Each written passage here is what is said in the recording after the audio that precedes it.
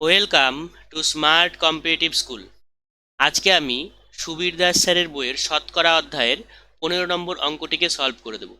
দেখো, অঙ্কটি কি বলেছে যে এক ব্যক্তির বেতন প্রথমে 20% বেড়ে পরে 20% কমে গেল, তাহলে মোটের উপর তার বেতন কত পরিবর্তন হলো।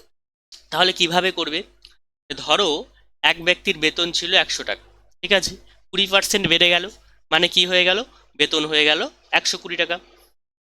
পরবর্তীতে আবার কি হলো, যে সেই বেতন থেকে আবার 20% কমে গেল, তার মানে এই 120-র উপরে কিন্তু 20% কমে যাবে।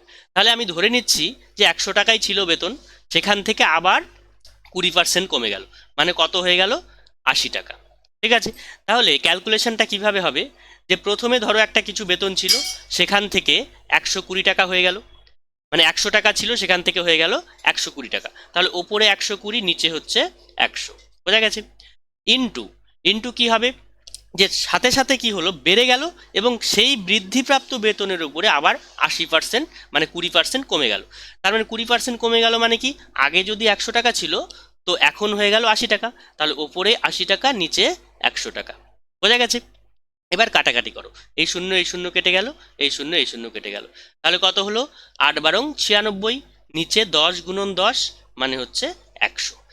তার মানে দেখো, ওপরে 96, নিচে 100, কোন ভ্যালুটা কি সেটা তোমাদেরকে জানতে হবে।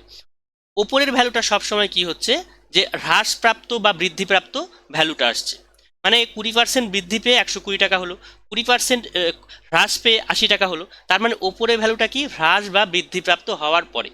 আর নিচের ভ্যালুটা কি, নিচের ভ্যালুটা হচ্ছে আগে কত বেতন ছিল, তাই তো?